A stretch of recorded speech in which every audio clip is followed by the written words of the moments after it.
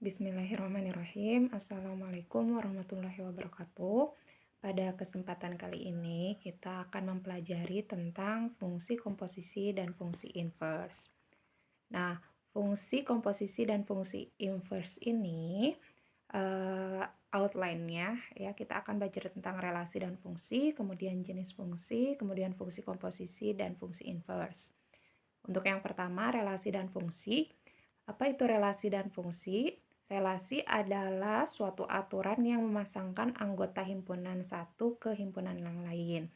Sedangkan himpunan tersendiri itu adalah kumpulan objek-objek tertentu yang dianggap sebagai satu kesatuan. Relasi dapat dinyatakan dengan cara yang pertama himpunan pasangan berurutan, diagram panah, diagram kartesius, dan rumus. Contoh dari himpunan itu adalah himpunan mahasiswa teknik mesin. Himpunan bilangan genap positif kurang dari 10. Ya, kita misalkan di sini A kurung kurawal 2,4,6,8. Nah, di sini yang kita tandain hijau itu adalah objek-objek dalam himpunan yang disebut dengan anggota atau elemen. Sedangkan himpunan sendiri itu dinyatakan dengan menggunakan tanda kurung kurawal. Next, jenis fungsi. Jenis fungsi yang pertama itu ada himpunan pasangan berurutan ya. Contohnya A sama dengan 1,4, 2,3, 3,2, kemudian 4,1. Jika kita buatkan diagram panahnya itu akan tampil seperti pada gambar berikut ya di pojok kiri bawah.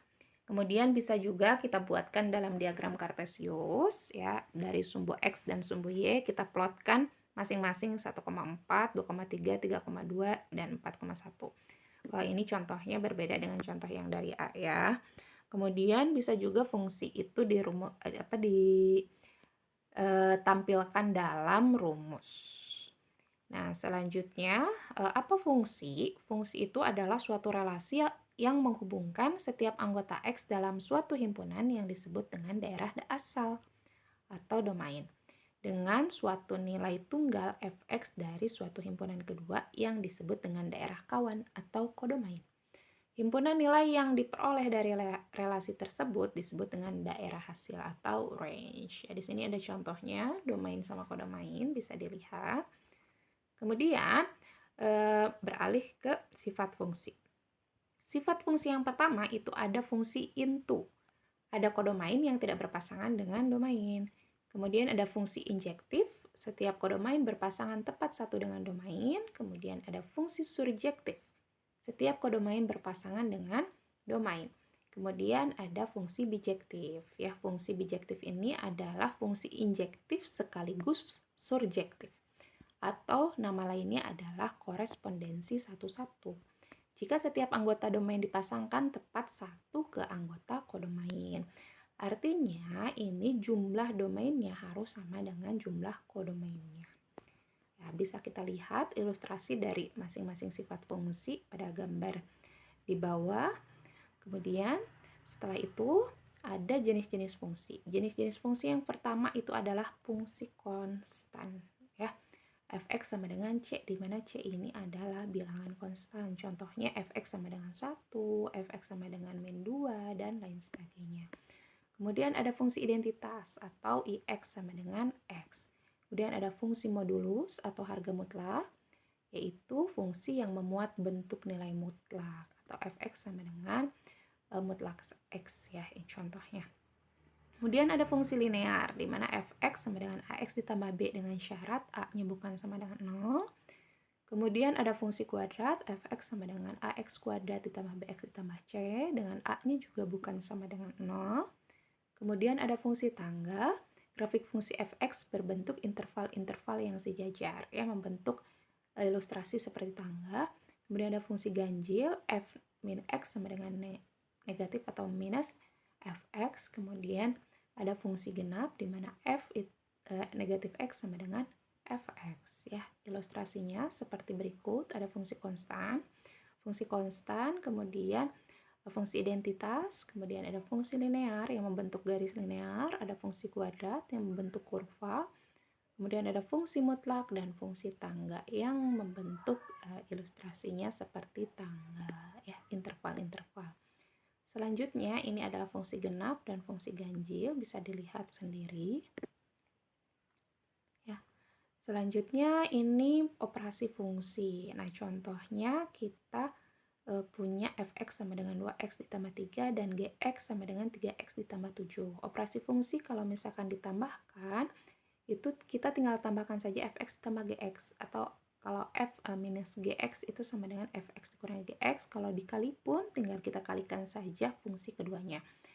Ya, berarti kalau di sini f ditambah gx itu kita tinggal tambahkan fx ditambah gx, artinya 2x ditambah 3 ditambahkan 3x tambah 7. Setelah itu kita buka kurungnya, kita kumpulkan yang punya x, yang variabelnya sama, kita dapatkan 5x ditambah 10. Kemudian kalau f kurangi gx sama dengan fx kurangi gx. Ya, itu sama dengan 2x ditambah 3 dikurangi 3x ditambah 7 ya. Di sini ada kesalahan kalau nggak salah. Oh, enggak ya. Oh iya, betul.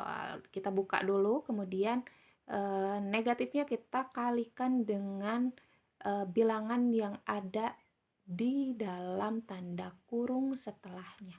Berarti negatif 3x, kemudian negatif 7. Nah, kumpulkan yang punya x-nya. Di sini ada 2x dikurangi 3x dan 3 dikurangi 7. Maka kita dapatkan negatif 4 dan negatif x ya, atau kita susun menjadi negatif x dan negatif 4. Selanjutnya ada f dikalikan gx ya, atau fx dikalikan dengan gx. Itu sama dengan 2x ditambah 3 dikalikan dalam kurung 3x ditambah 7 ya. Kita buka kurungnya dengan cara mendistribusikan masing-masing anggotanya. Berarti di sini 2x dikalikan 3x, kemudian 2x dikalikan 7, ditambahkan 3 dikalikan 3x dan 3 dikalikan 7. Kita selesaikan, 2x kali 3x sama dengan 6x kuadrat, 2x dikalikan 7 sama dengan 14x, 3 dikalikan 3x sama dengan 9x, dan 3 dikalikan 7 sama dengan 21. Di sini masih ada variabel yang sama, yaitu 14x dan 9x, kita jumlahkan menjadi 23x ya. Maka hasilnya itu 6x kuadrat ditambah 2x ditambah 21. Selanjutnya ada fungsi komposisi ya. Fungsi komposisi ini misalkan kita punya gx dan fx. Nah, si x ini berarti kan dia masuk ke fungsi g. Kemudian fungsi g ini dia masuk ke fx. Di sini ada main rumah dan main isi. Kalau f bundaran gx berarti f-nya sebagai rumah, gx-nya sebagai isi. Ya. Kalau misalkan g bundaran f x itu berarti g-nya sebagai rumah dan f-nya sebagai isi. Contohnya, fx sama dengan 2x ditambah 3, gx sama dengan 3x ditambah 7. F bundaran gx itu sama dengan f di dalamnya ada gx, berarti f sama dengan f kemudian di dalamnya 3x ditambah 7. Ya, kita masukkan x-nya diganti dengan 3x ditambah 7, maka 2 dikalikan 3x tambah 7 ditambah 3. 2 kali 3x, 2 kali 7 ditambah 3. Kemudian 2 kali 3x sama dengan 6x, 2 dikali 7 sama dengan 14 ditambah 3. 14 ditambah 3 berarti 17. Maka hasilnya f bundaran gx itu adalah 6x ditambah 17. Sedangkan kalau g bundaran f, ya kebalikannya, berarti fungsi g yang di dalamnya itu fx. Fx-nya adalah 2x ditambah 3. Maka 3 dikalikan 2x ditambah 3 ditambah 7. Berarti 3 dikalikan 2x tambah 3 dikalikan 3 ditambah 7. Berarti 3 dikali 2x 6x, 3 dikali 3 9, dan ditambah 7. Kemudian 9 dan 7-nya kita jumlahkan, kita dapat 16. Maka hasilnya 6x ditambah 16. Nah, sifat-sifat fungsi komposisi itu dia tidak komutatif, atau f bundaran gx itu tidak sama dengan g bundaran fx. Namun, fungsi komposisi ini dia bersifat asosiatif, yaitu f bundaran g bundaran hx itu bisa kita tuliskan f bundaran g bundaran hx. Jadi kita kerjakan dulu g bundaran h, kemudian kita masukkan ke dalam rumahnya si f. Kemudian ada fungsi identitas, di mana f bundaran identitas x itu sama dengan, boleh dibalik, identitas bundaran fx itu sama dengan fx. Nah, selanjutnya kita akan beralih ke fungsi inverse. Ini itu adalah semua himpunan yang dipetakan oleh fungsi mempunyai inverse. Inverse dari himpunan tersebut berupa fungsi atau bukan fungsi. Syarat sebuah fungsi f mempunyai inverse atau f simbolnya adalah -1 ya, f inverse. Itu jika dan hanya jika fungsi f bijektif ya. Contohnya kita punya fx sama dengan ax ditambah b, a-nya tidak sama dengan 0. Maka untuk mencari inverse-nya kita misalkan si fx ini adalah y. Y sama dengan ax ditambah b. Kemudian kita ubah ax-nya b-nya kita pindahkan ke kiri atau ditukar juga gak masalah, maka kita akan dapat ax sama dengan y dikurangi b. X-nya sama dengan 1/A dikalikan Y min B. Maka F inverse X-nya itu adalah 1/A, Y-nya kita ubah kembali jadi X, maka 1/A dikalikan dalam kurung X dikurangi B. Sedangkan untuk fungsi misalkan pecahan itu bisa kita gunakan contohnya fx sama dengan ax ditambah b dibagikan cx ditambah d. Kita misalkan fx-nya sama dengan y. Kita kalikan silang, y dikalikan cx ditambah d sama dengan ax ditambah b. Kita distribusikan y-nya ke cx dan d, dapat cxy ditambah yd sama dengan ax ditambah b. Kumpulkan yang punya x. Ya, ax-nya ke kiri berarti cyx dikurangi ax sama dengan b dikurangi yd. X-nya kita keluarkan atau kita faktorkan, sisanya itu CY dikurangi A sama dengan minus DY ditambah B. Maka kita dapatkan X sama dengan minus DY ditambah B dibagikan CY dikurangi A.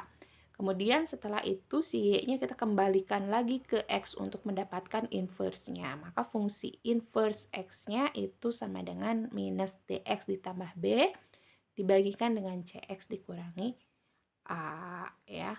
Ini ada beberapa sifat-sifat dari fungsi komposisi dan inverse, bisa kalian catat dan kalian berlatih menggunakan si sifat-sifat ini. Itu demikian materi hari ini, semoga bermanfaat.